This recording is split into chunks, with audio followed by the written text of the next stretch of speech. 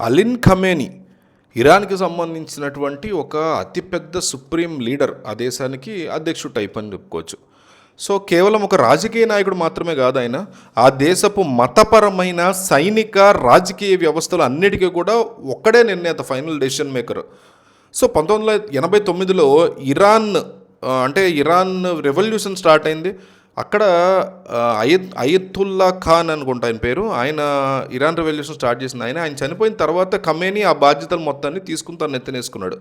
అప్పటి నుంచి ఇరాన్ యొక్క విదేశీ విధానం, ముఖ్యంగా మిడిల్ ఈస్ట్తో ఎట్లా డీల్ చేస్తారు, ఇజ్రాయెల్తో ఎట్లాంటి పోరాటాలు చేస్తారు, వీటన్నిటికీ కూడా ఈయన ఆలోచన విధానమే ప్రధానంగా అనమాట. బ్యాక్ ఎండ్లో ఖమేని నేతృత్వంలో ఇరాన్ తన యొక్క ప్రాంతీయ ఆధిపత్యాన్ని చాటుకొట్టుకోవడానికి చాలా రకాల ప్రయత్నాలు చేసింది.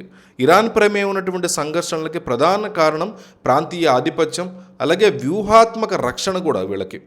సో ఇరాన్ తన చుట్టూ ఉన్నటువంటి దేశాల్లో లెబనాన్, సిరియా, యెమెన్, ఇరాక్ తన మద్దతుదారుల్ని ప్రాక్సీ గ్రూపులు వీటన్నిటిని కూడా బలోపేతం చేసుకోవడం ద్వారా తన సరిహద్దులకి దూరంగానే శత్రువులను ఎదుర్కోవడానికి ప్రయత్నం చేసింది. ఇజ్రాయెల్ని ఒక దేశంగా గుర్తించడానికి ఖమేని నిరాకరించడం, మళ్ళగే ఇజ్రాయెల్ని క్యాన్సర్ గడ్డ అని పిలుస్తూ ఉండడం వల్ల ఆ ప్రాంతంలో ఇజ్రాయెల్ యొక్క ఉనికిని దెబ్బతీయడం అనేది అతని ప్రధాన లక్ష్యంగా మారింది ఫస్ట్ నుంచి. సో ఇది సహజంగా అమెరికా, ఇతర పాశ్చాత్య దేశాలతో తీవ్రమైనటువంటి ఘర్షణకు దారితీసింది మొదటి నుంచి.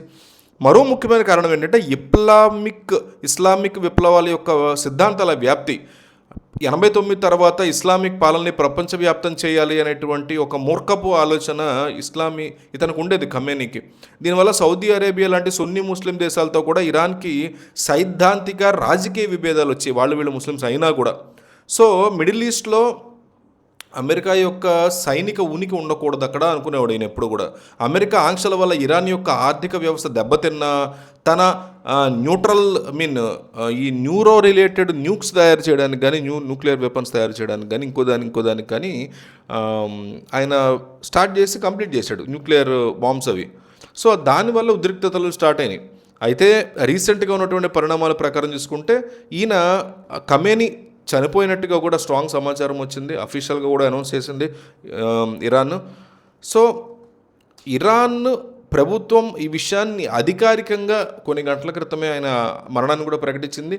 అమెరికా, ఇజ్రాయెల్ రెండు కూడా సంయుక్తంగా జరిపినటువంటి వైమానిక దాడుల్లో ఖమేని చనిపోయినట్టు తెలుస్తుంది. దాదాపు 200 ఫైటర్ జెట్స్, 500 టార్గెట్స్ని బేస్ చేసుకుని ఈ యుద్ధం అనేది నడపడం జరిగింది. సో ఇతను ఇందులో చనిపోయి చాలా పెద్ద ఆయన.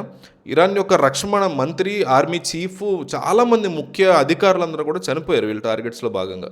సో 89 నుంచి ఇరాన్ నడిపిస్తున్నటువంటి ఒక శక్తివంతమైనటువంటి అధ్యాయం ఈ ఘటనతో కంప్లీట్గా ముగిసిపోయింది. ఖమేని యొక్క మరణం మిడిల్ ఈస్ట్లో చాలా పెద్ద మార్పులకు దారితీసే పరిస్థితుంది. ఇరాన్ ప్రభుత్వం ఇప్పటికే 40 రోజుల పాటు సంతాప దినాలను కూడా ప్రకటించేసింది.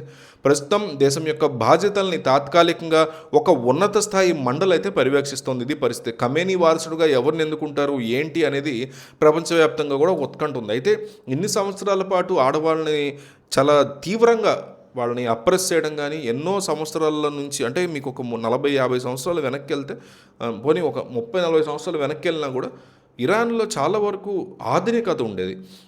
విమెన్కి చాలా ఫ్రీడమ్ ఉండేది, చక్కగా వాళ్ళు హ్యాపీగా ఎలాంటి బట్టలు వేసుకుని హ్యాపీగా తిరిగేవాళ్ళు. ఇప్పుడు అవేమీ లేకుండా ఈ ఇస్లామిక్ మత జాడ్యం అంటారు, అదంతా కూడా ఆ పుస్తకంలోంచి పట్టుకొచ్చి మనుషుల బుర్రల్లోకి ఎక్కించి ఆడవాళ్ళంటే ఇట్లాగే ఉండాలి, ఇదంతా చేసి ఇస్లామిక్ రెవల్యూషన్ చేసి ప్రపంచం మొత్తాన్ని ఇస్లామిక్ రాజ్యం చేసేద్దాం అనే ఒక మూర్ఖపు పాయింట్లో రెవల్యూషన్ నుంచి వచ్చినటువంటి వ్యక్తి అనమాట ఇతను. కొన్ని విషయాల్లో చాలా మంచోడు, కొన్ని విషయాల్లో మాత్రం అత్యంత మూర్ఖుడు అని చెప్పుకోవాలి. ఒక లీడర్గా నిలబడడంలో చాలా తోపెస్ట్ పర్సన్, బట్ ఆ లీడర్గా అతను నిలబడిన పాయింట్స్ అత్యంత మూర్ఖంగా, చాలా నీచంగా ఉండేవన్నమాట. సో ఇప్పుడు ఫైనల్గా ఇతని యొక్క అస్తమయం ఏదైతే జరిగిందో, అనేక మంది ఇరాన్లో ఇతన్ని వ్యతిరేకించేవారు, ఎంతోమంది పౌరులు ఈరోజు రోడ్ల మీదకి వచ్చి సంతోషంగా సంబరాలు చేసుకుంటున్న సిచ్యువేషన్ నడుస్తుంది ఇరాన్లో. ఇలా ఇంకొన్ని చోట్ల కూడా ప్రపంచవ్యాప్తంగా అతను చనిపోవడం మీద సంబరాలు జరుగుతున్నాయి. అయితే హోల్ పాయింట్ ఏంటంటే, ఇట్లా ఒక దేశం ఇంకో దేశంలోకి చొరబడి, ఇతను ఒక అతిపెద్ద మూర్ఖపు ఫేసిస్ట్ సైకో హిట్లర్ టైపు మోనార్క్ గాడు, అతన్ని హిట్లర్ టైప్ అనమాట. ఇంకా కంప్లీట్గా డిక్టేటర్షిప్ ఉంటుంది ఆ దేశంలో, ఇరాన్లో. అయినా కానీ వేరే దేశం వచ్చి ఇట్లా డీల్ చేయడం అనేది ఏ స్వార్థం లేకుండా చేసిందా ఇజ్రాయెల్ కానీ అమెరికా అనేది కంప్లీట్ నాన్ సెన్స్. ఖచ్చితంగా అక్కడ ఆయిల్స్ విషయంలో వాళ్ళ ఆధిపత్యం ఉండబోతుంది. రేపు పొద్దున అక్కడ ఫామ్ అవబోయే కొత్త గవర్నమెంట్లో కూడా వీళ్ళ తాలూకా వాళ్ళే, ట్రంప్ తాలూకా పీపుల్, ఇజ్రాయెల్ తాలూకా పీపుల్ ఉండబోతున్నారు. అందులో ఏ రకమైన క్వశ్చన్ లేదు.